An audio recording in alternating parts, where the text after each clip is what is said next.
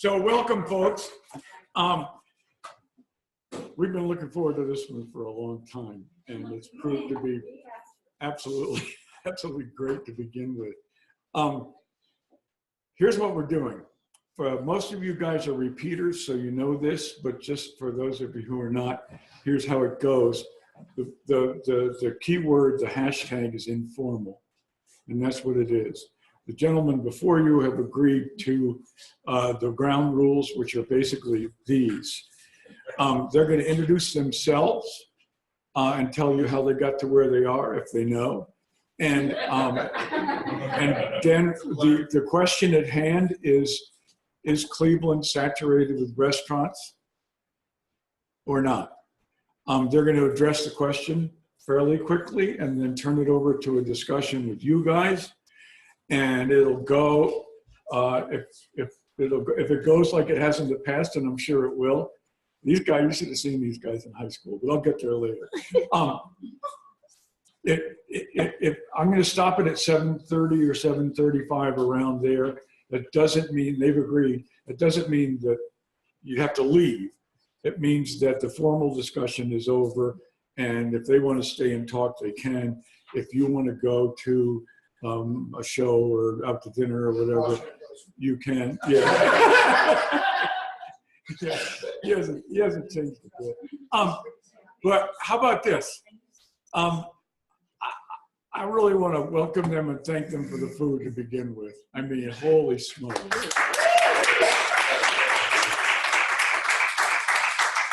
Ladies and gentlemen, Doug Katz and Chris. We're going to do our photos? Sorry? Do you want to do our photos first? Right? Do you want to do our photos first? Well, I don't know. Are you going to, what kind of photos you want to do? Go ahead. Yeah. So on the right is Doug's face, Doug's senior page. Nice. Nice little chef. And this was just a few weeks ago where he did a presentation for the Parents Association. He did a little culinary thing going on there. So then and now. How far back I have to go to tell you about it. You're somewhere here. I don't know. Okay. Oh, yeah, I'm there. Yeah. Is this it? Yeah. In the choir? Yeah. Here? That is. And isn't Jamie Lapine on the left? Or Jamie Who's Cole? that? Here? Oh yeah, that is her. Ah. And there's a lawyer up there in the upper right-hand corner. I don't know which Here? one it is. No, the next one over to the left. This one? Jonah Rosenfield.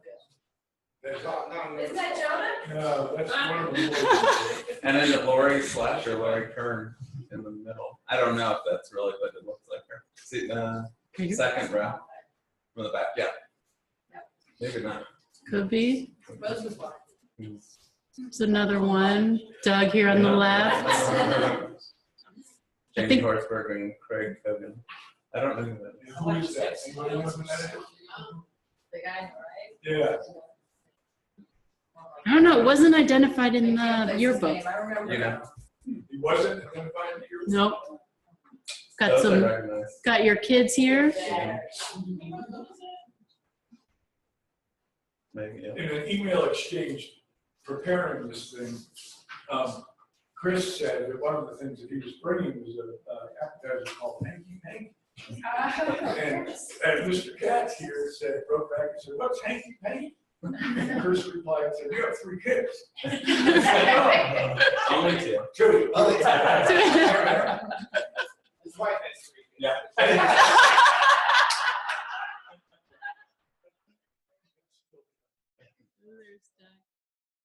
There's Chris. Look at the hair, Chris. That looks like my kid's hair. Who's that with you? Cam Sayer, I saw him 2 years ago. No. It's Seafood Royal up on Lee Road. If he hasn't done that yet, he has to. Oh, no. You ever been there? I haven't been there. Across from Lee Road, little small hole in the wall. That's his restaurant. Seafood, no. Oh, wow. You, I thought you. Oh. you order shrimp or crab or anything by the pound. They bring it out in a bag. You pick your butter, your seasoning. And you stew It's over there. What? Yeah, you eat it right there. Where is it? 16 seats. It looks like a little hole in the wall. It's directly across from Dewey's. And it is remarkable. $42, pound of crawfish, pound of shrimp, snow crab, andouille sausage, potatoes, corn. You pick your sausage, your butters. It's messy, but we have 3 of them. And you know they're opening another one on Coventry called Seafood Shake, Oof. which is an interesting name, but you shake your seafood. It Supposedly was, when you dump it on the very good. Sorry. Oh. Camp, lacrosse.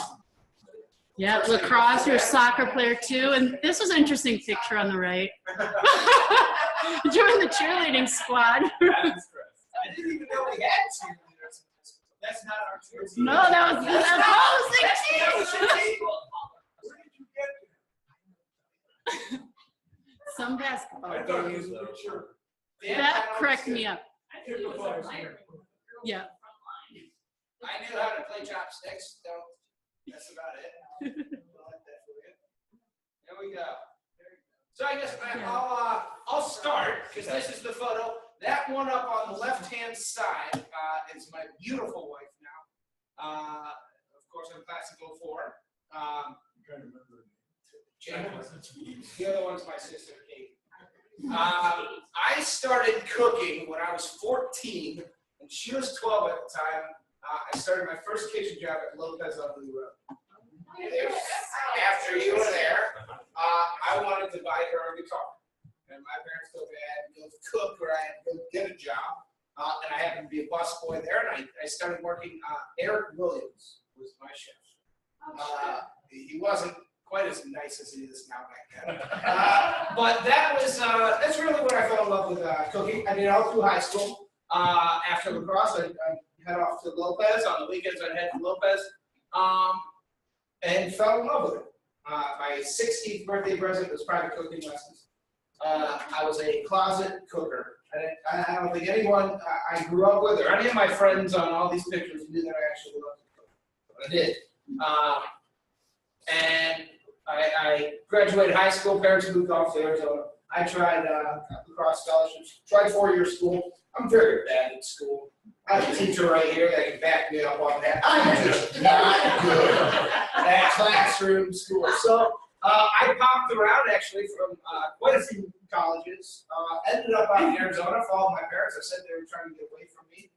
They couldn't skate with airplanes, and I ended up living in Arizona.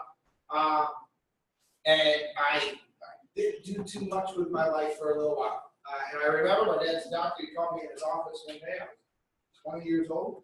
And he said, enough's enough. In a nicer way, my dad shot that. He said, what do you like to do? And we did a whiteboard session of everything that I've enjoyed doing, everything that I thought I could do for a living, and I love to cook. I was working in a pizza shop at the time, salad for pizzas. And he said, well, I know of a great culinary school in Arizona. So I enrolled in Scottsdale, the Cordon Bleu, and I started working there. And when my dad went home and told my mom that I wanted to be a chef, my mom lost her bloody mind because she said, well, what will you do in 5 years? Or what will you do when you have a family? And my dad said anything he actually likes and puts his mind to, he can succeed. So I went through school, and halfway through culinary school, I went to the dean and I said, I really like what I'm doing, but I'm not learning enough. It's not fast enough for me. I need to get better. So he introduced me to James Beard Winter out there, and I started working for him. And I worked 40 hours at the restaurant. I go to school 40 hours, and I fell in love with that kind of lifestyle. Still stayed in contact with that lovely lady up there, and she decided I lived too far away, and so I found my way back here, and I annoyed Doug at his restaurant for quite some time. And I worked for Doug for a year before I took off to New York City. And I went off to New York City and worked at a Michelin star restaurant. Fell in love with that lifestyle, and I was very fortunate in this. My uncle lives in New York City, gave me a free apartment. I was not having to struggle like all the other cooks and worry about making rent and everything like that. I just got to focus on what I was doing. I worked for pennies on the dollar because I didn't have bills. I picked up shifts. They say you have to go home. I said, I don't care. You don't even have to pay me. I just want to be here. There was one late night, and entirely too many shift drinks. Me and some of the other cooks ended up at a taco truck. And it was my first experience with a food truck. Never seen one before. And we made a bet of who could have the first food truck. I woke up the next morning with a maxed out credit card and a food truck on eBay that I won in New Jersey.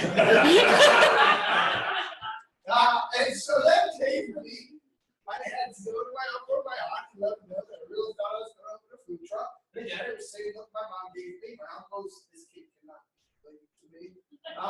And my brother met me in Jersey, and we drove the food truck back to Cleveland. Parked it in Solon. I stayed with family friends. We spray painted it. This was prior to food trucks being a thing in Cleveland. And I always say I drove through red tape instead of going around it. So we just started driving through red tape, serving food before it was even a legal thing. If I could go back, I would do it a different way, but it worked out for us. And we got very fortunate. That's kind of how I ended up in Cleveland. We got very fortunate that it turned out the way it did for us. We had great support from local restaurants. When I first came to Cleveland, I went on Michael Simon's fan page, and I sent out the same message to every single one of his fans. And I got blocked by a lot of people. But my now partner reached back out. I didn't know it at the time, but he said, "Oh, that's fantastic. If you ever need anything, let me know." And years down the road, after the Food Network, we linked up. We formed a great partnership, and we've been opening restaurants and catering and growing our business ever since. Were you guys in touch with one another while he was off on his adventure? Yeah, I would say he came. I come back all the time, just walking back to where annoy him again. Get out. No, not at all. No. But I love how you sort of talk. I think it's interesting to see where, how people started in this city, and you brought up, who you work for, and I think it's sort of interesting. So when the pictures that you saw earlier, that was the picture with me in the chef's hat. I think that was that one there. That was I think it was in the Sun Press, and I think I was about 15 or something, and I had done a party for this food writer in Cleveland who wrote for the Friday magazine, and she'd come to a party that I did. It was a friend of my parents, and she wrote about the party, and it said "Katz out of the bag" was the name of the article. And so from that point on, people called me to do their parties in high school, and I had all my high school friends help me do parties. But my job was working at, I started at Chujiro, which was on Lee Road, and Hiroshi, who owns Shuhei, owned that with his wife at that time. And I really loved that job because I was able to, we washed all the sushi plates at the end of the night, and the sushi chefs, whatever they had left over, would give to all the busboys who would wash all the plates. I really worked there because I went to Zach Brule a year beforehand, and I said, "Would you hire me? I really want to work for you." And he said I was too young and I had no experience, and he wouldn't hire me until I had experience. So I went to Hiroshi and got a year's experience, and then I went back to Zach and said, "Now I have experience, and will you hire me?" So I worked for Zach for 3 years when he had Z Contemporary Cuisine in the office building in Shaker Heights, and it was a great experience. And through that, I did catering and always knew I was going to go to culinary school. Went to college in Denver, Colorado for hotel and restaurant management, but then went to the Culinary Institute in Hyde Park, New York. And really just learned sort of the basics and learned really how you run a restaurant. I think my dream of running a restaurant was, once you go to culinary school, you sort of realize how different you really have to love it in order to stick with it. And I think I was sort of born to just, I just wanted to keep working and working towards. If someone told me I couldn't do it, I wanted to show that I could do it. So I think it's a great industry for that because you just always are constantly having to work hard and improve yourself that way. But so I went to culinary school. Then I went to Boston to work at a hotel. Again, I thought hotel experience would be the best experience because you it's open 24 hours a day. And, so of course the chef, as the new intern puts you to work, I would work 2 overnights a week, Fridays and Saturday nights. And then I would work Monday, Tuesday, Wednesday during the day, doing employee meal for all the hotel employees who worked. And once in a while on a Saturday night when you were done with your overnight shift, the breakfast cook would call off and the chef would say, would you mind staying until 3 the next day to work breakfast as well? And of course, what were you going to say? You were already there. You didn't have any excuse. Coming down with something. We'll see you Monday. Yeah. So I moved from Boston and I moved to Portland, Oregon to work at a restaurant out there called Wildwood. And I really wanted to experience sort of different food, different parts of the country. At that time in Portland, there were different areas of Portland that were sort of growing, but it was a very early time. And there were certainly, you would hear of a restaurant opening and, it was really exciting. And then maybe 6 months later, another restaurant would open. But 2 years later, by the time I left, I would say that, every week a new restaurant was opening. It was so interesting to sort of see that, happen out there. Then I moved to Aspen, Colorado to work at a hotel called Little Now. And I worked there really because I had a friend who was in Colorado and I wanted to sort of change atmosphere a little bit and go skiing. And, so I worked out there for another 2 years, and then I came back to Cleveland to, really by chance I was on vacation and I heard about this restaurant that was opening called Moxie. And the owners of Moxie were Brad Friedlander and Craig Summers. They owned Lopez y Gonzalez, and that's who, that's Chris worked for Craig Summers, not Brad. But interesting how it all sort of, Cleveland's such a small town. So I did a tasting for them and they really loved the food, and they were opening this huge restaurant. It was a 9,000 square foot restaurant in Beechwood. And I was this young chef guy who had never really been a chef in a kitchen. I'd been, on the line and done all the different positions, but they convinced me pretty much that, they'll support me and they'll, help me do this. And I kept telling them that there was no way that I was gonna be able to run a 200-seat restaurant, and they're crazy, and, are you sure, and all that kind of thing. So it ended up that I did it. And honestly, I think, as they say, you sort of have to fake it to make it. And I think after the first 2 months, there was no longer, I wasn't faking it anymore, because I don't think, you just sort of learn it all really quickly. And had some great employees, actually. Eric Williams worked for me at Moxie. Karen Small worked for me at Moxie. Jonathan Bennett, who's at Moxie now. Tim Bando, who's in Chagrin Falls. And we did Michael Simon's wedding when he got married at Moxie. So a lot of, sort of fun things that sort of came out of Moxie. But I was there for about 3 years, and then I opened Fire at Shaker Square. And really, I wanted to go to a place that was this authentic town center. I worked at Moxie. I loved Moxie. I loved Brad and Craig. Just really felt like I read an article about Shaker Square and wanted to be in this place that was so nostalgic for Cleveland and just had such a authenticity to it.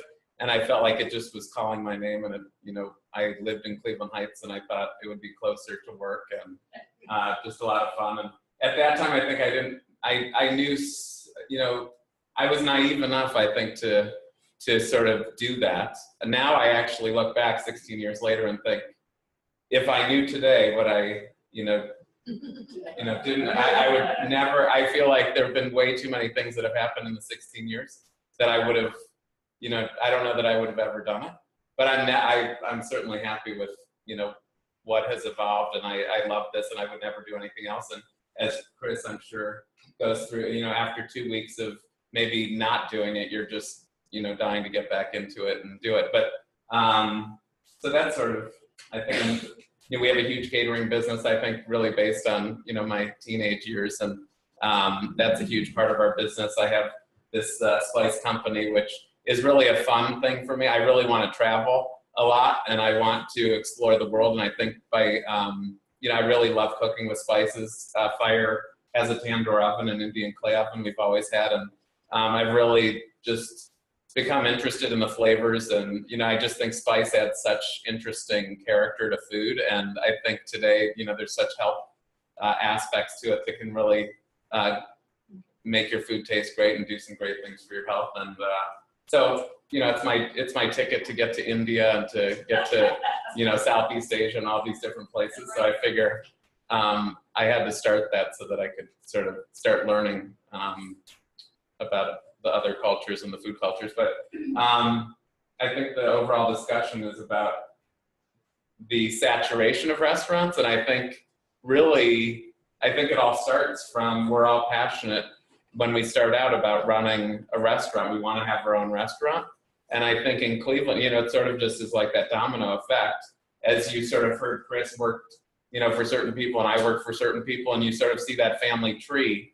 There's really no place, you know, you ultimately want to open your own restaurant. So it's just going to keep, you know, we're just going to have more and more and more. The problem I think in Cleveland is the population is sort of stagnant. You know, it also, I think the population of people who eat out and the population of, you know, there's so many opportunities today for food. I think our neighborhoods have gotten so much smaller.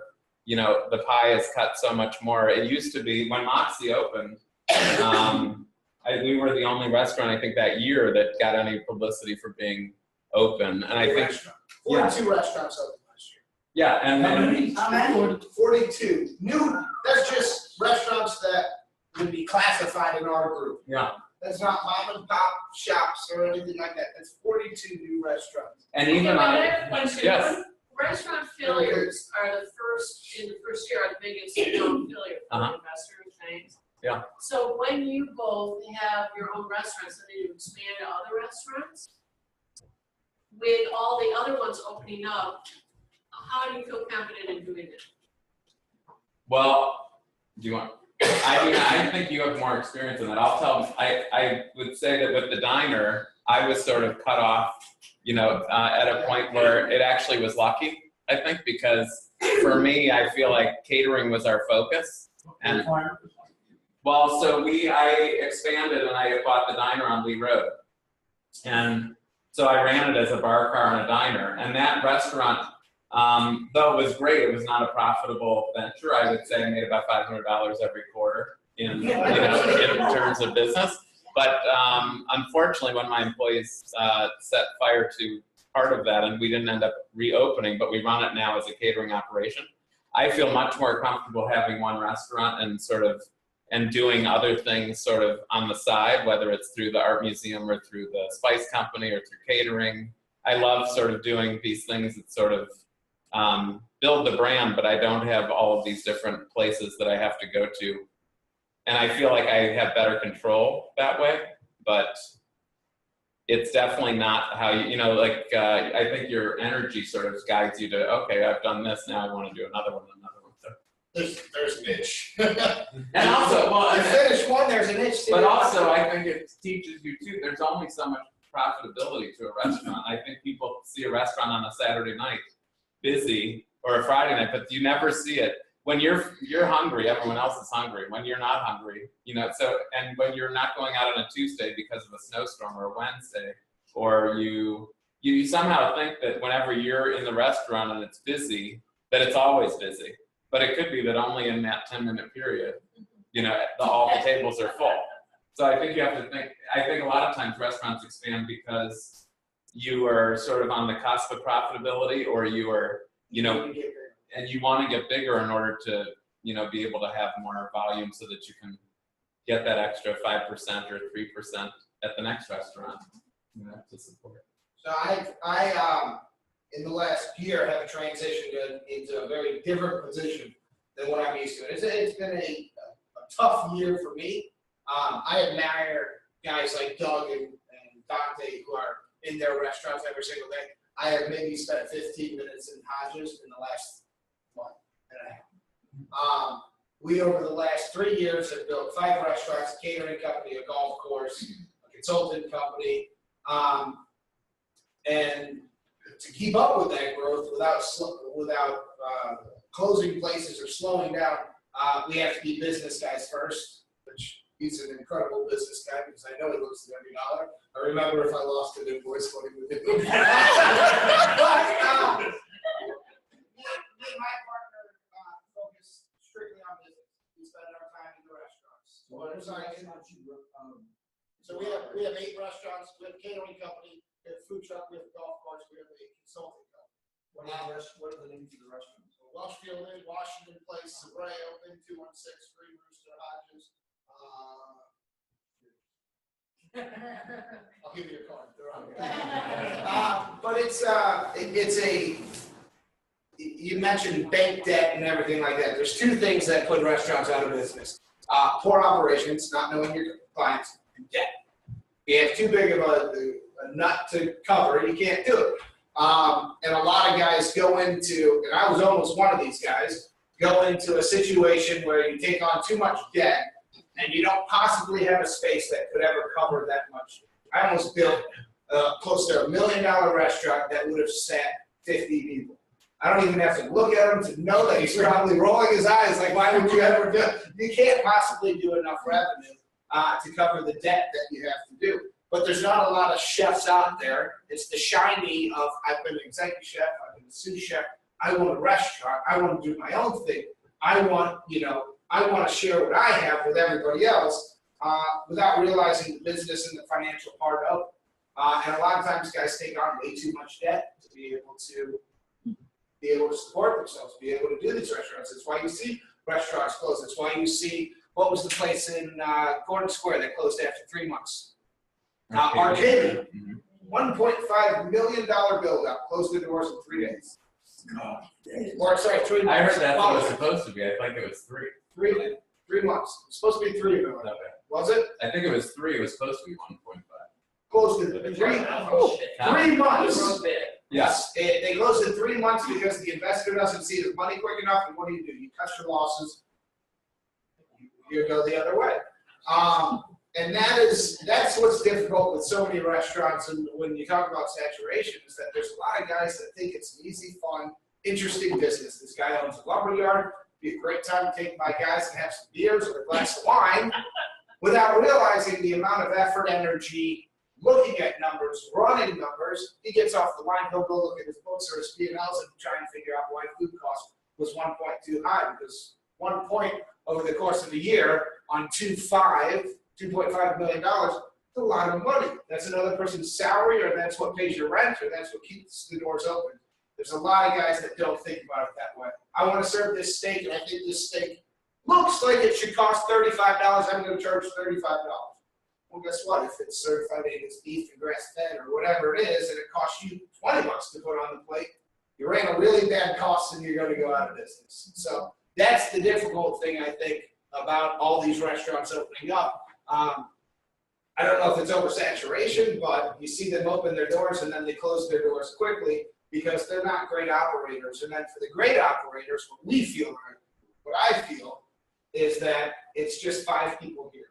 It's 10 people on this Saturday night, 15 people on this Tuesday night, which is where our profit actually is. And then we just got to get smarter and smarter. Well, we got to cook with 3 cooks instead of 4 cooks, which means that one more person is off looking for another thing, which means maybe that cook's getting tired or overdone or worn out and isn't going to work with us for 5 years because they feel overworked. And that's where we struggle with trying to keep up with.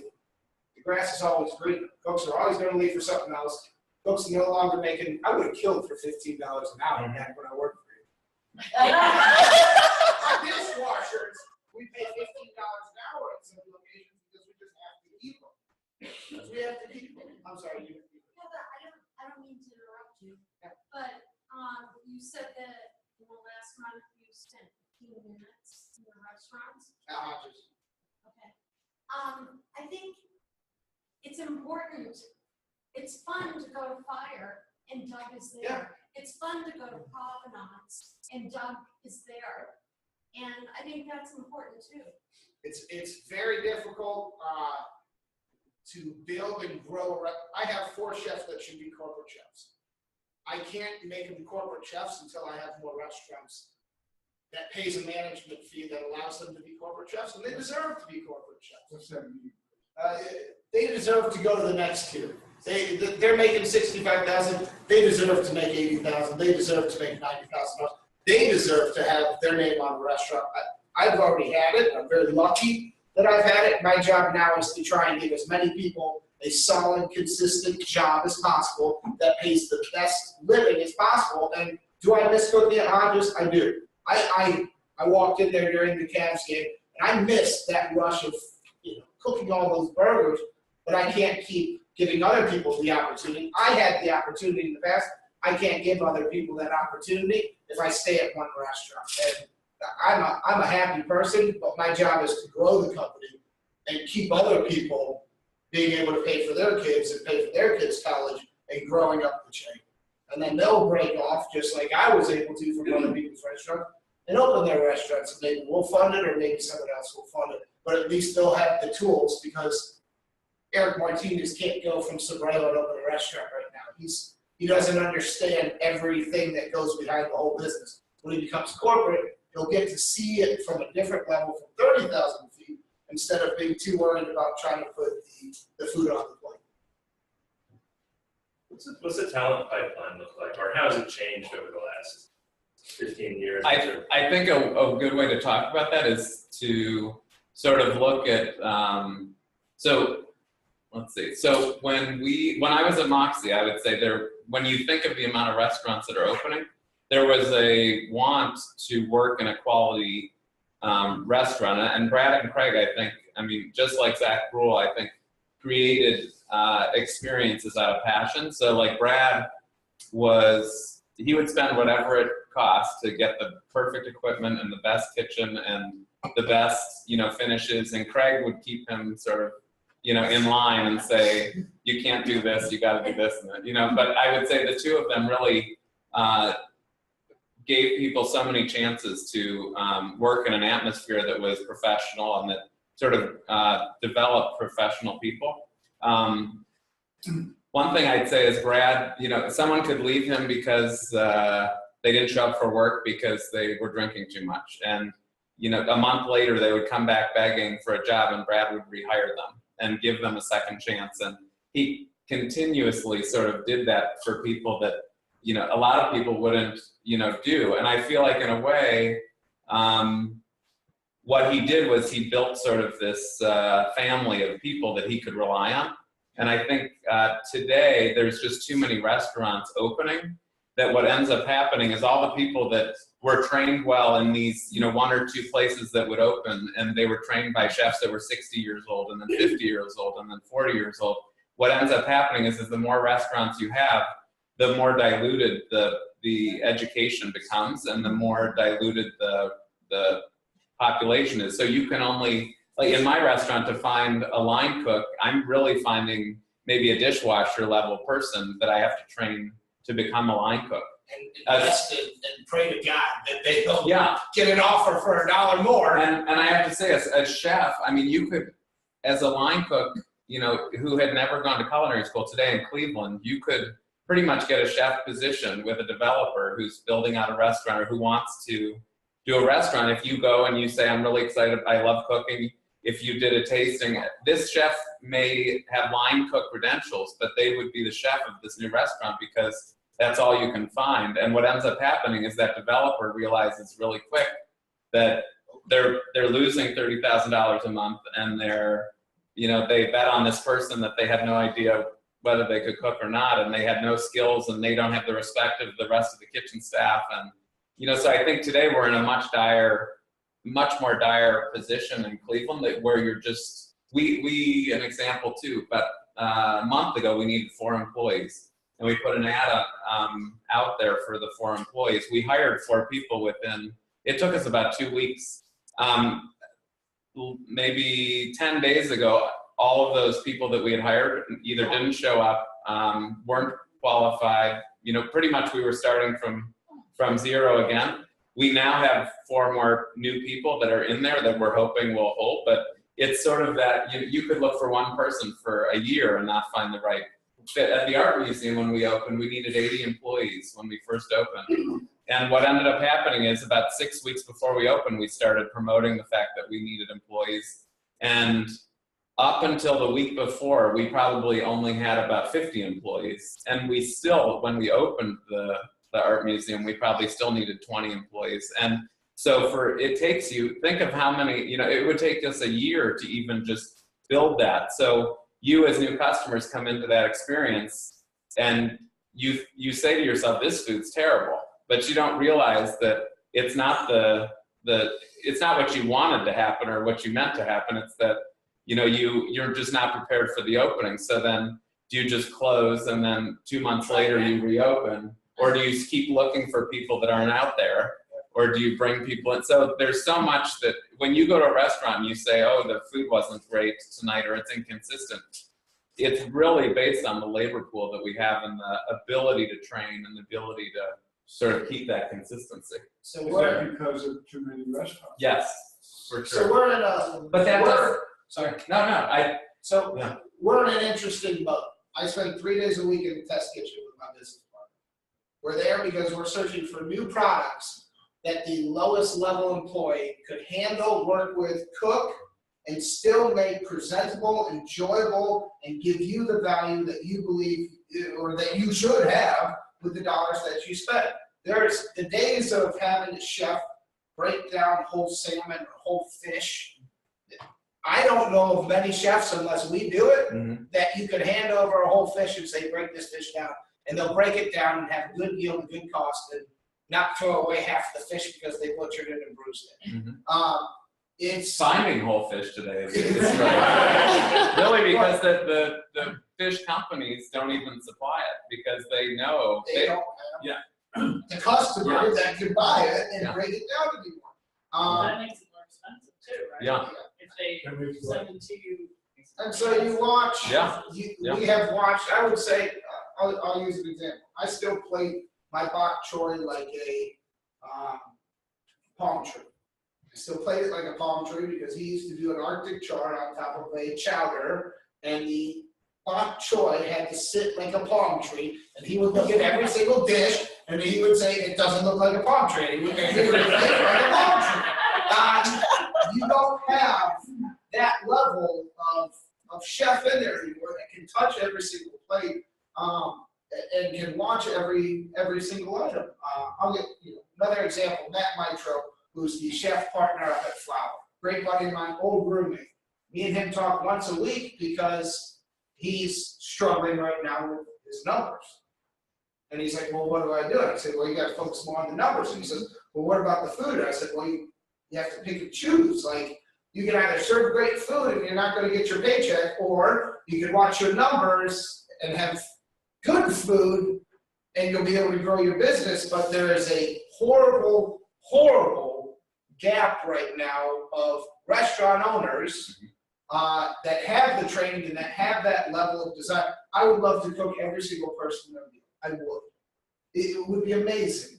But we don't have the ability then to grow the restaurant and run the businesses. And there is no level of, you have Cameron, right? He's been there 7 years. 9 years. That's remarkable. Yeah. That's remarkable that he's been there. Dave Treaster as well. I think our longest time employee is 7 years, who's a general manager. Most cooks, the lifeline of a cook is 6 months to a year.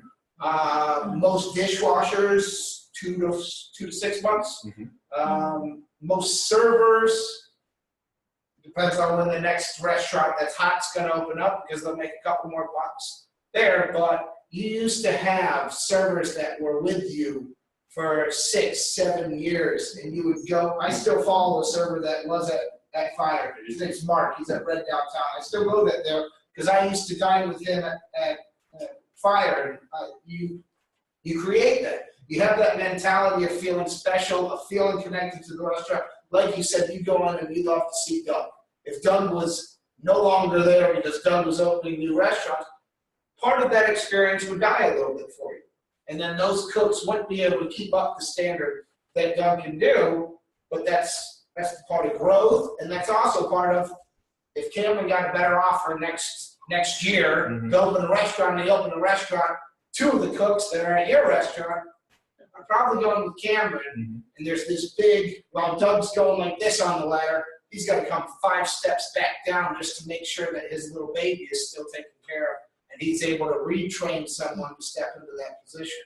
So and that's why I never do it, because I'm one of those that I would say, I buy from the farmer's market. I do all of the, if I don't feel good about it, it's one of those that, I can't sleep. So I sacrifice profit every day. I sacrifice, I will make sure that these employees stick with me by treating them as well as I can treat them, because I know how hard it is to find these people. So anything that we can do to keep these people, there is what I'm going to do. But it does. I mean, anyone would look at my books. I always think to myself, like, not that I want an exit strategy right now, but I always think, like, they always say, you should, what is your exit strategy? And I always think, like, to me, I mean, there is no exit strategy. I sort of think we would close, and who would ever want this restaurant, when I close, because the furnishings will be 30 years old, and and I'm not going to be working there. And, I just feel like to build what you have to build, I don't know how anyone would pay anything for a restaurant, like, once, there's like no value in it. So I think the value is, sort of building it, while you're there and being able to. We're the guys that are looking for him to just close the doors, because then we'll come in for pennies on the dollar. Doug, would you comment on the people that are coming out of Edwards? Are they well trained? Are they hireable? What's great is they're introduced in a 6-month program to the kitchen and, sort of the safety and the basic sort of skills. And I think that, Jerry Grimm, who's there, was also at Fire, which is nice. So I can rely on the fact that, I know someone there is training these people. Brandon is a great guy who really knows the front of the house. And, I think they do their best with the 6-month period. They also, what's great is these 4 employees we hired at Fire that all left, what happens at Edwin's is they've already had that 6-month period where they're reliable. We can call Edwin's and we can say we're looking for 4 employees, and they may have one person that they have vetted already. And you sort of know at that point that that person at least is going to be responsible. They'll show up for work. You may have to teach them skills and things like that, but it's great at sort of doing that introductory training for restaurants. We wouldn't have time to do that because we're really looking to cover the Saturday night next week, and make sure that we're staffed up, and so that helps. I think the hardest thing with programs like that is culinary schools as well.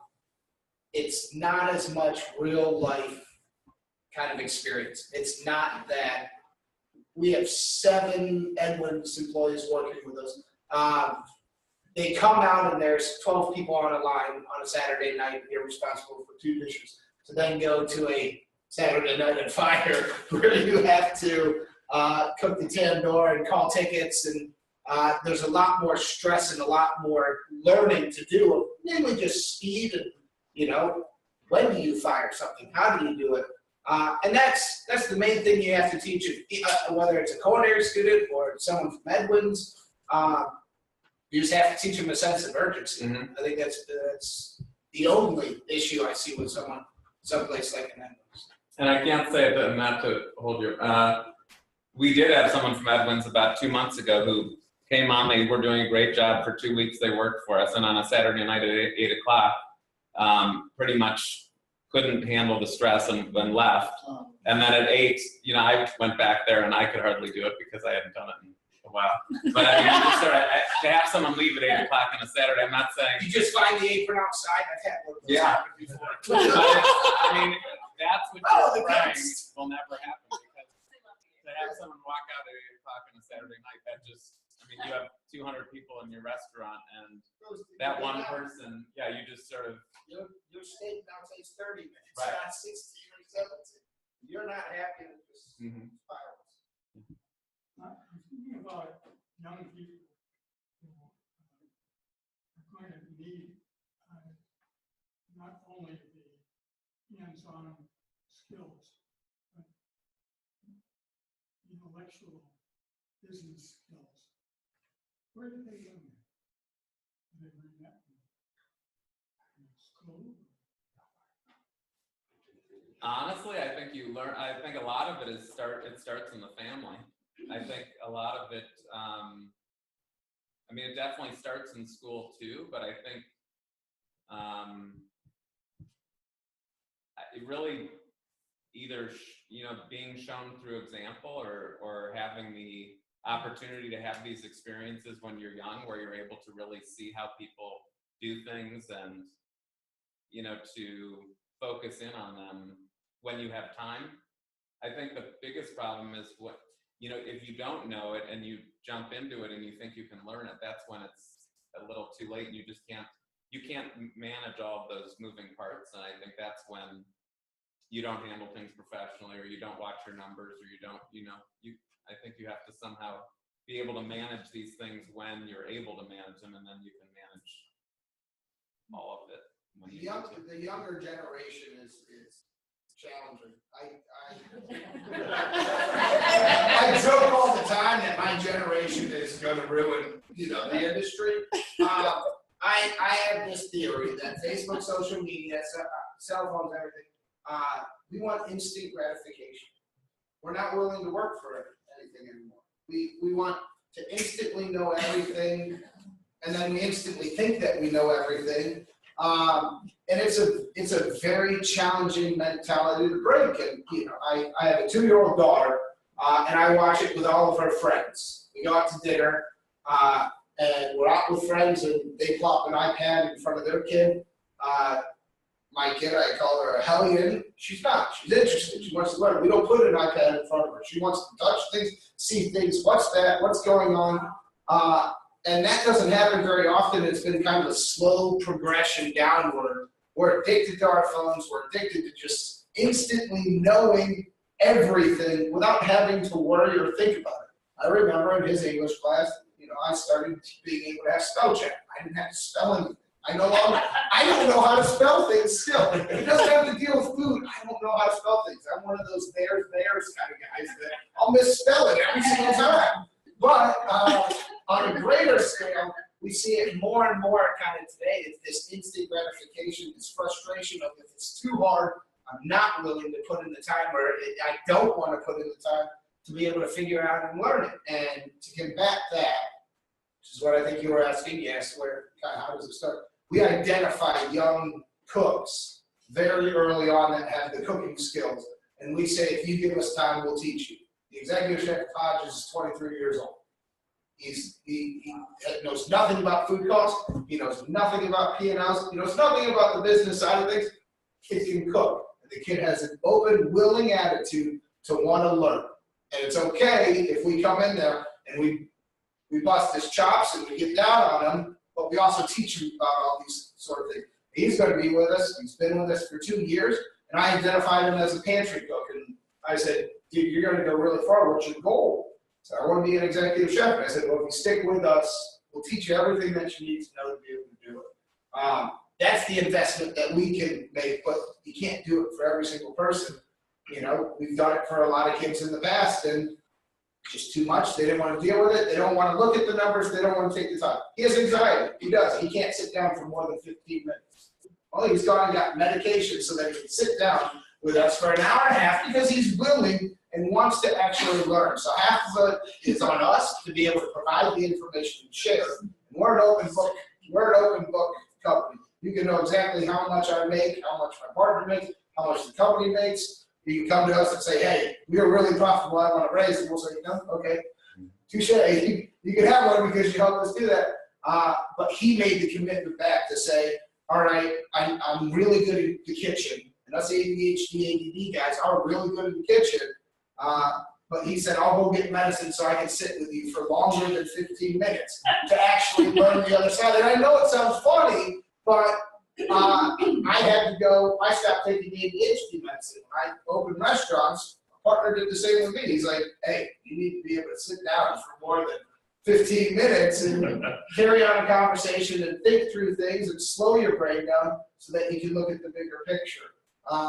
So a lot falls on the employee too, and their willingness to want to do it. If you're set in your ways and you want to make $12 an hour for the rest of your life, God bless you, you may do that. But if you want the opportunity, if you want to grow, half of the investment is yours, half is the employer's. I think it's interesting because it's happening all across the country, the same type of thing. I think in Cleveland, it's our, for us, it's this dire situation, but in Chicago and Atlanta and California, every city you talk to, they're all, having these same issues. I mean, in New York, even though the population's huge, they have so many more restaurants. So the best ones get the best talent. And there's definitely a lot more culinary schools funneling talent into these places.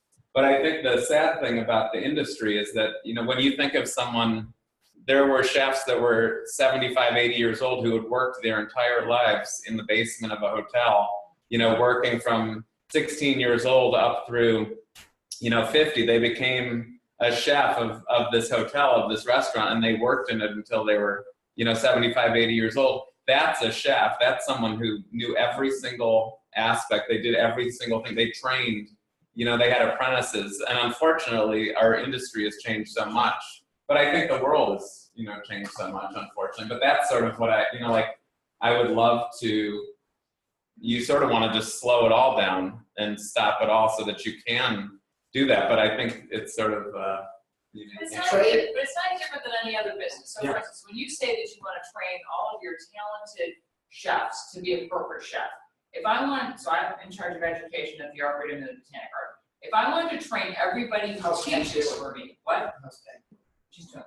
So if I wanted to train everybody to have my job, that's not sustainable. I mean, they're going to have to go to other places. They're going to have to serve their time for however long until I retire or die, or they're going to have to move states. The problem is they're not. So when you say that, I think that's, although it's a great thing to want, because at some point they're going to leave, or they're going to stick it out, because the way the pecking order works, that can't happen. The thing is, you're not able to teach them as in-depthly as, to me, I think a line cook who's at a place for 2 years, a lot of times, I have people who start working for me and after 6 months, they wonder when they're going to go into management or when they're going to be able to do things. And I think to myself, if you had 10 years, if you were the right person, you would find so much to learn. And not to say someone should stay in a place for 10 years, but the drive to sort of focus in on how to cut a carrot or how to roast a chicken or how to saute this or how, I'm still, to me, my favorite thing to do is roast a chicken at home. And I could do it every night of the week and still learn something about it and eat it every night. I never do that, but I should. Never switch batch card. My kid eats chicken, so I'm roasting chicken all the time. But I mean, I think there's so much. Go back to what Chris said about immediate gratification. If you want to be a good teacher, you can't be a good teacher in a year. Right. It's 10 years.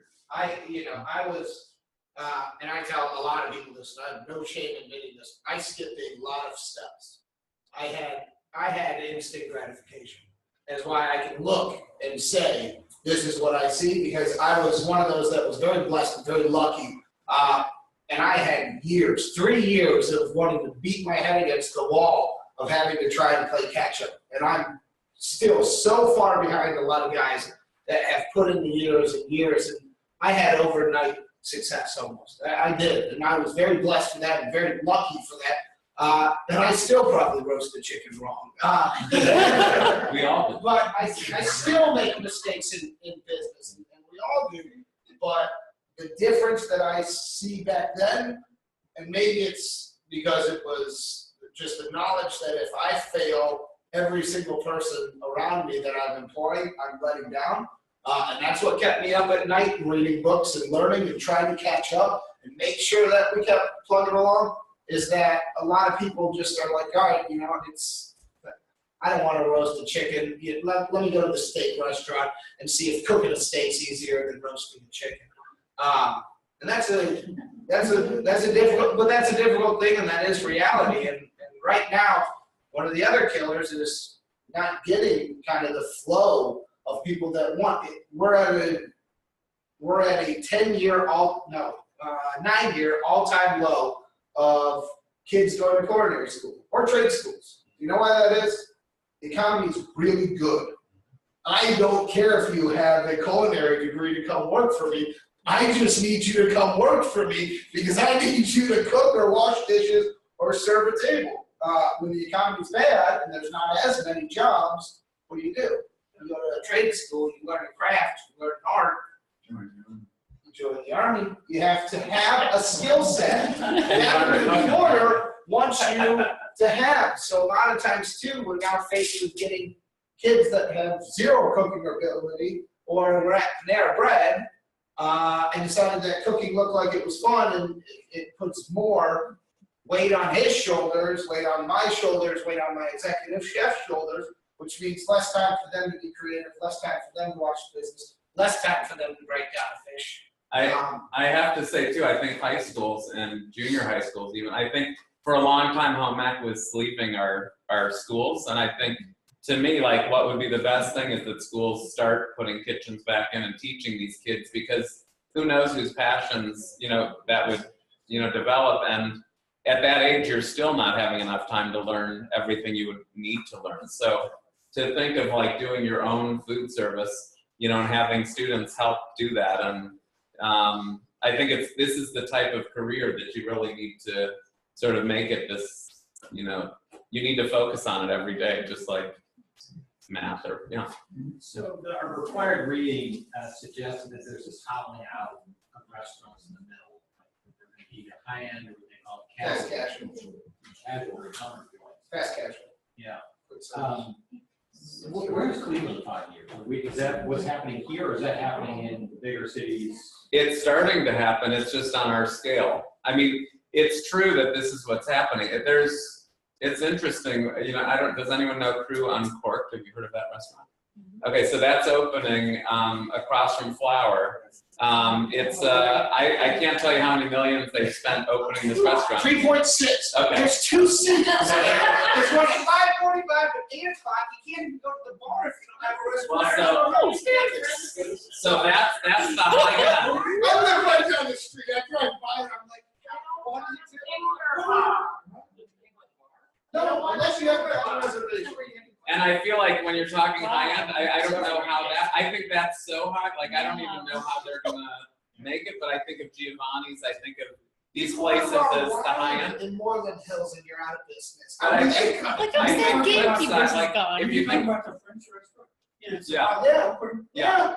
That's only gonna be one serving a night. Two seated. Yeah, two seating. 5:45, 8 o'clock. If you don't have a reservation, you can't come in. But that's what you're talking about. I mean, if you look at Flipside, or if you look at B-Spot, or if you look at Chipotle, or if you look at even, I think, I don't think Momocha is quite like this, but the restaurants are becoming more casual and more, even food truck based. I mean, you're going to see at Van Aken when they open this sort of food hall. There will be 6 or 8 different food concepts in a building where they're 1,000 square feet for the space, and they're selling you coffee, they're selling you burritos, they're selling you pizza. So the idea is cut as much labor as you can cut as much table service as you can cut, and be able to make a profit just with selling the food, and trying to get all of these costs out. I think the higher end is really going to become extinct eventually, because there just isn't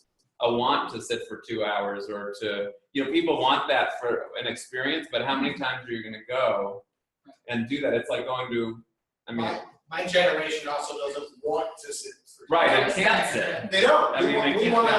We like to sit at the bar and eat every single appetizer, and then go check out another place. We have a fast casual. Green Rooster is our fast casual. It's breakfast and lunch. We close at 2 o'clock. We open at 8. We have 0 servers. We have a cash register. We have 4 cooks on the line that just make sandwiches, and we serve 470 people a day. Within that span, and everything's disposable. There's very little actual work to be done. There's no longer paying, all of these employees that you need to be able to. I was going to tell Peter, you have to go at kitchen time. When someone says it's going to be ready in 5 minutes, I was going to say it's 7:40, but you should really give it till 8 o'clock, because in kitchen time, it's always longer. Yep. You always say, how long is it going to be? We say 10 minutes, but it's really 20. And this reminds me, many years ago, I never ever had to ask Doug to stop talking. It's a different story. If I was awake, if you were awake, you guys can go as long as you want, but I do want anyone who has to leave to be able to leave. Sure.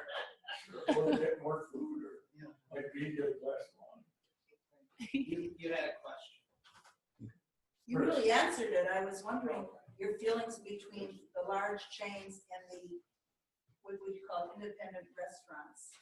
You have feelings about? I do. I mean, I think, you know, you always dream about creating sort of a chain. Personally, like even me, I would say like I'd love to have, you know, several fires, or I'd love Don't to you have. just like the same thing over and over? Yeah, because of the You standardization. don't know how to do it. Yeah, but the thing is that, you know, I don't want that for any, you know, like being at Shaker Square, you know, I feel like what's great about fire is it could never be moved. It could never be anywhere else. I couldn't even move one storefront down or across the square. I feel like it sort of has its own soul and energy, and what we do there is specific to that. You know, it's almost like sourdough bread. Like if you're gonna make it here, it's gonna be this way. If you're gonna make it here, it's this way. I just think when you go to Chipotle now, it was really cool. I went to University of Denver, and the first Chipotle was in the Valley Madison that was like on our campus. And when you first go there was a line out the door, probably like 80 people just like waiting to get a burrito. And thinking back to that time of Chipotle and how amazing it was, and then you'd go on Colorado Boulevard, they'd open, and it was, you know, in Denver too. And then they had 5, and then they had 10, and now they're, you know, however many. It's not, you know, my son loves going, but I feel like I go there and it's like I feel so like, I mean, I can say that sometimes I like it because I love the hot and mild salsa mixed together. but I would say it just somehow like I hate going there.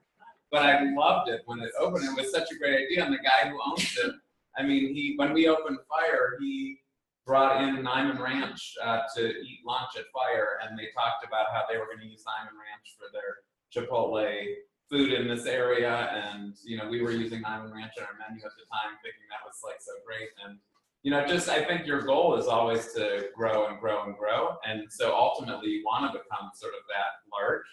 But I sort of fight that so that I, you know, keep it authentic, and I really, you know, I wouldn't want to, you know, sort of do that for myself, but it's sort of because I don't want to feel that yucky feeling I feel like when I go to Chipotle. I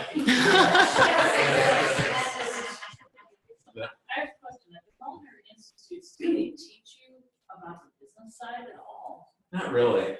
You know, it's so. That seems to me such a huge. It's thing. mind-boggling that someone coming out doesn't understand inventory, doesn't know how to count inventory, doesn't know how to do costing of a recipe. I mean, it's a 2-year program. You can learn to cook, but you cannot learn to run a business. I always tell people, I'll take a Denny's cook before I'll take anyone out of culinary school. Why? Because they know the speed and they know how to produce food. I'll teach them everything else. And consistency of quality.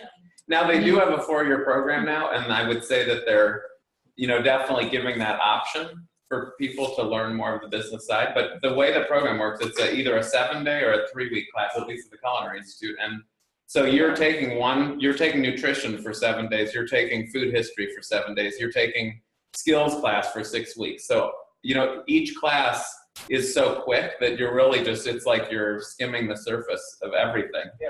And when you're out of it, you know, you're not really qualified to be a chef or a line cook or anything because you've never really worked in it. You're really just, it's like. But in their mind, they just paid enough money that they should be the executive chef Yes.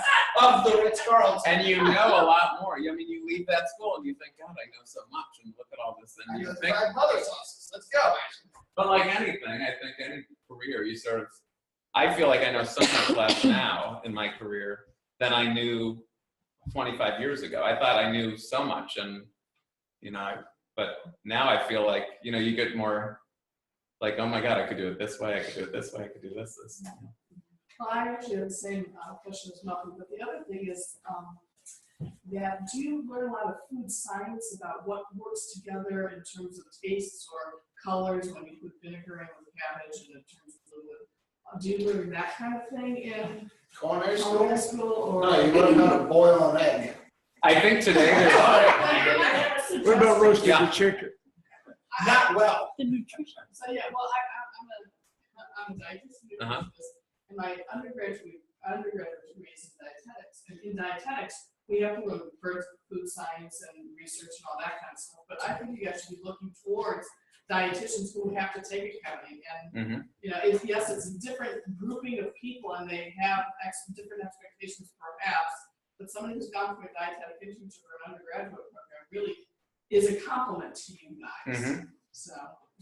Today, I think you're learning a lot more food science because of molecular gastronomy and because of the sort of the introduction to some of this equipment. And I think, yeah, I think people, you learn sort of what the problem is. To me, like I'm a campfire type cook. I want to know from a sustainability standpoint. I want to know that I can live on my own and make my own fire and figure out how to.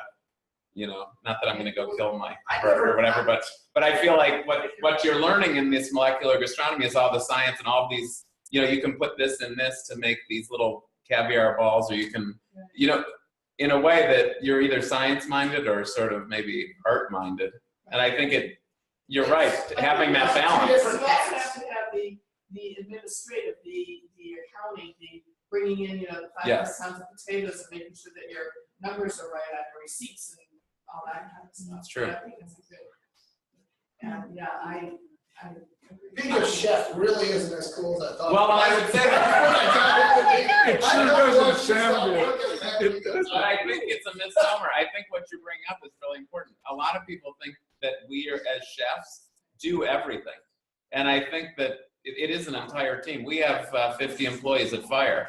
And we rely on, my director of operations is really our numbers guy, even though I watch it a lot. Cameron, my chef, is, his expertise is certain things, and Todd's expertise is certain things, and you definitely rely on your team to manage all those parts. When you go to a table and you say hello to someone, they think somehow that you did it all. You're out there saying hello, and then you're going to go back and cook everything. You did it all. Yeah, right. Don't tell us Doug that. was doing it all. His white coat would be there. That's Like right. every time he shows up at the table. I wouldn't be wearing these shoes. But it's such a team that makes it happen. It's remarkable how many people it takes to be able to put out a steak. And the respect that you gain, I think that's a huge thing. Because we're so saturated and because the experience is so minimal, when someone is becoming a chef in a new restaurant, I don't think that they can gain the respect from the other people. They're not able to rely on a team that is as connected as a chef who's 60 can, and I'm not saying the age is really the reason, but I'm saying that when you have all of that experience, you can develop a better team. When you're, not to, put him down, but like when you're 23, to find a team that will work for you as that person who doesn't always have the answers, that's learning also. It's much harder to put together that team. And luckily, these guys have the corporate structure that they can support that. The 4 guys that I need to find jobs with are the 4 guys that started with me. Mm-hmm. And they've been through the ranks, and they all deserve everything in the world that they get, because they have been the guys that put in the 90 to 100 hours to make sure that when I walk up to the tables, then the meal is good. The person says, "Oh my God, this was unbelievable." Mm-hmm.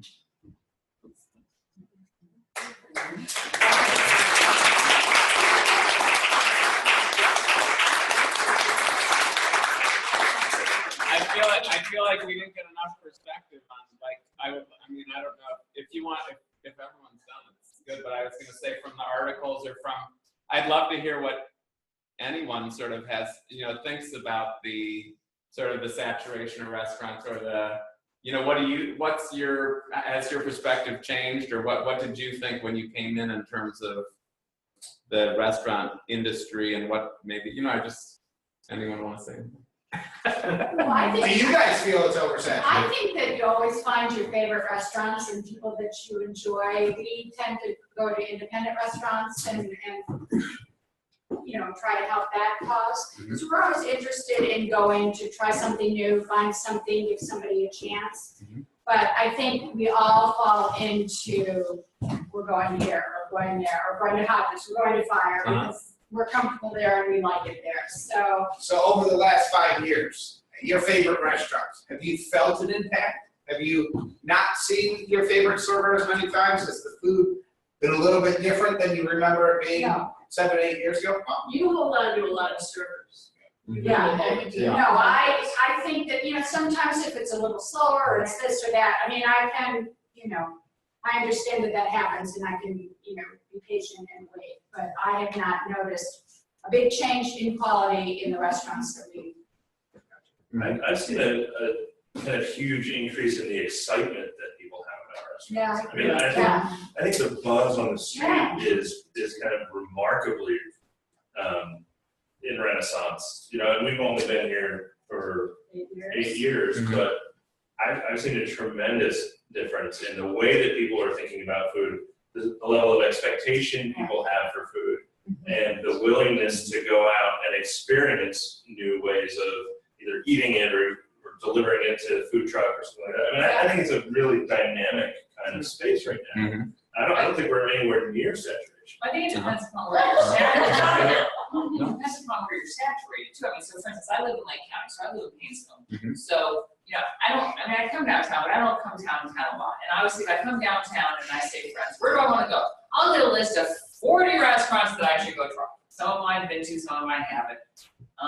But if I'm out there, and now you have new restaurants coming up out there, and they seem to be very busy and doing very well. So now you're not quite so saturated out there because you have a couple high-end, you have a couple middle of the road, you have a lot of great mom and pop who make a great biscuit, and that's all I want in the morning. So I think out there it's not. I couldn't tell you whether down here it's not or not.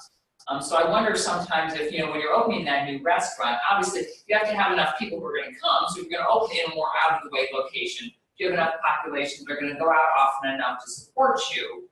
But I mean, I always wonder whether or not it's, I mean, obviously as chefs, you guys want to go, you've been trained, you want unique, you want quality, you want different. Does that mean you have to be cooking with an ingredient that costs a fortune? Or would you be happy just making the most fabulous biscuit known to man? I mean. Which one of our restaurants do you think is our busiest, most profitable restaurant? Probably the one you said makes the sandwiches. No. Oh, Which one? Welshfield Inn. really?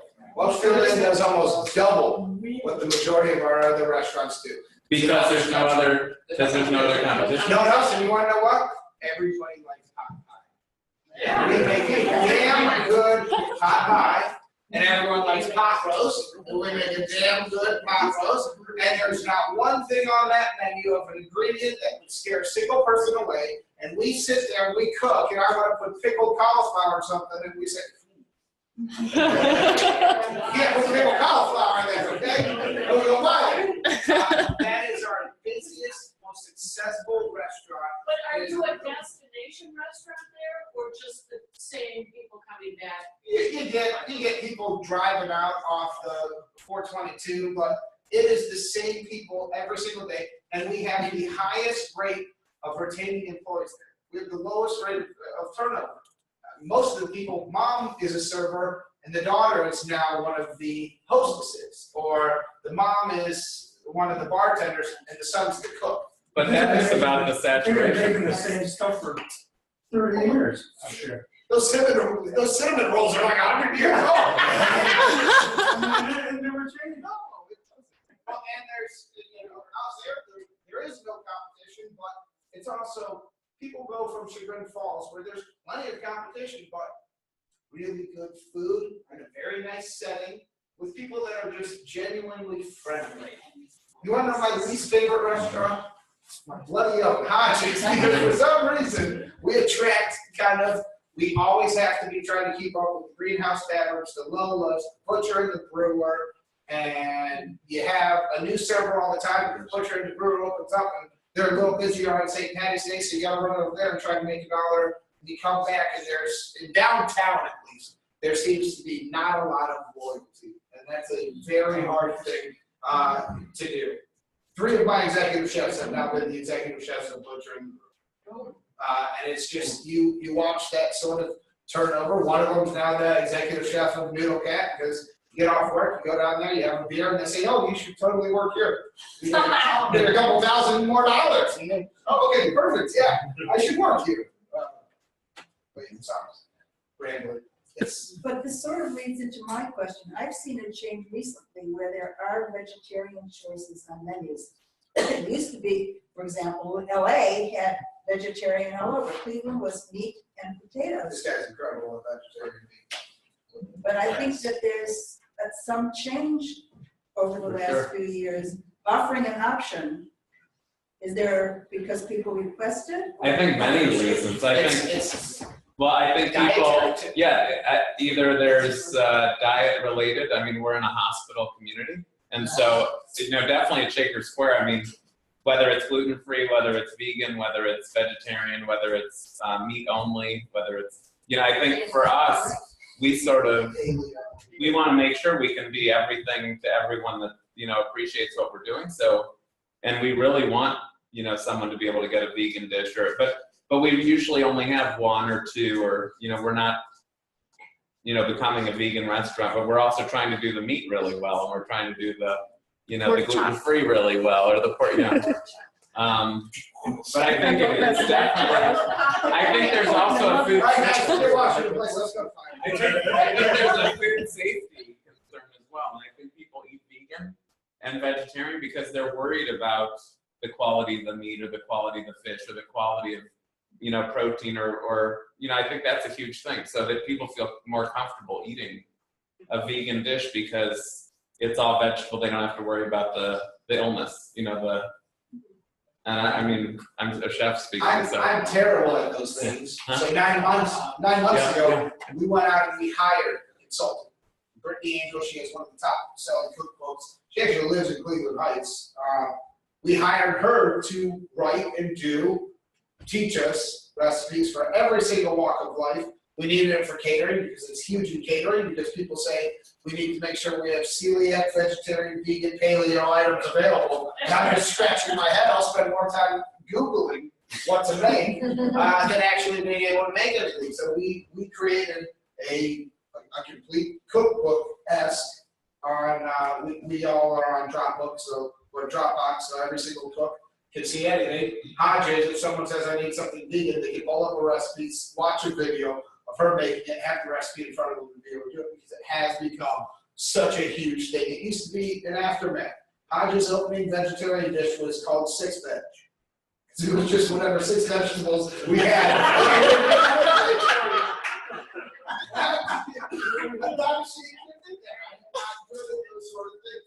It has become a huge trend. I'll be honest, my daughter has more food allergies than anybody I've ever met, and it became very real when she stopped breastfeeding that, well, what do I feed her now? And it wasn't you're gluten-free because you don't want a little belly, or we're serious. There are a lot of people with these allergies, and whether it's how we process our food now, where we get our food from, it's a real thing now. And it matters to a lot of people, and it affects a lot of people in a way that I don't think any of us thought about 5 or 6 years ago.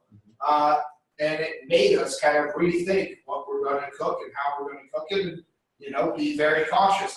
I did not know for a long time vinegar had gluten in it. And I'd be like, absolutely, this is gluten-free. And the celiac person gets a reaction. They're like, oh my God, okay. I did not know that. And so we have to be aware of those things. And it is a tough kind of thing to navigate around in this day and age. Sorry. No, that's okay. I'm sure everyone wants to go, but I just wanted to redeem my generation. I'm 2 years older than Chris, but I still like to go out and sit for 2, 3, 4 hours. It's my ADHD though. We like to do like tasting menus and chef staples on that. Our favorite restaurants, but we like to try and do them as well. I will tell you as a consumer, what we look for is like menus that change, and some occasionally local ingredients, so that we know that we're supporting local farmers. That there are local restaurant tours in Cleveland whose menus have not changed in 15 years. We just stopped going there. I'm sorry? Oh, yeah. And we just don't go there anymore. So we are, I'll actually side with Zach on this. I'll give you an example. I used to love Greenhouse Tavern. I don't like Greenhouse Tavern very much anymore. Greenhouse Tavern's menu changes every 2, 3, 4 days. How can a cook learn to make a dish perfect and it's gone by the time they finally figured out how to do it? Flip side, I love Zach Burrow's restaurant. You want to know why? Because every single time I go get the trout, the green beans, right at Lava Trust, it's the exact same as I remember. And I love that consistency. And And it becomes, we now do every 4 months. Yeah. We do 4 months, because it takes a long time for us to first perfect it, source it, make sure the recipe's perfect, then put it in the restaurant as a special for 2 weeks, make sure you guys all like it. And there's a lot that goes behind changing a menu. I've been working on Hodges menu change for 3-4 months because they have to run it as a special. They got to get customer feedback. There's nothing worse than I put something on the menu and it doesn't sell. Now I've got dead product in my cooler. You guys aren't happy about it. You don't, and there are some flops that we have, but I'm a balance-esque. It's almost seasonal, but yet not quite. I don't change with the seasons. I kind of close. I appreciate that, and I wasn't trying to say it was I think like order is perfect, and also like we have things that are amazing, and everyone wants them. Yeah, like the staples. So that's what we've been revamping. When it's nothing changes on the menu ever for years and years and years. That's right, you want. Personally, I Get bored. yeah. We will always have salmon and scallops on our menu. The setup will always change, but we'll always have salmon and scallops. And then we're now playing with new fishes. We're getting adventurous. All right. I was going to say, I'm always, in the culinary field, you always go to you're either doing a demo, teaching someone how to cook, and the feeling out there, you're usually in a setting where you're talking all positive and everyone's so excited about, eating your food and doing, and I feel like this is an interesting discussion because it's sort of it was approached in maybe more of a negative topic for Cleveland or so, so I think we've sort of addressed it to you, and I feel like in a way, like, there's so much great stuff that I think we appreciate about the saturation and about what's happening in Cleveland, because really when you look back, even 5 years ago or 10 years ago or 20 years ago, 30 years ago, we're able to go to so many new neighborhoods. We're exploring different parts of Cleveland that we would never experience here, and we're able to experience such great different food, or whether it's ethnic food, or whether it's, and so I think even though it's happening maybe too quickly, and maybe it's, the pie's getting smaller, it's teaching us so much about how to run more efficiently. There's so much positive that it teaches us as restaurateurs on how to change with these times. And I think Become better operators. For sure. So And business is good, business is very good. Right. And then when business is not so good, you're still okay. Yeah. So. Tough business. Good times though. Yeah. Don't trade it for the world. Thank you. Thank you, guys. So great. Thank you.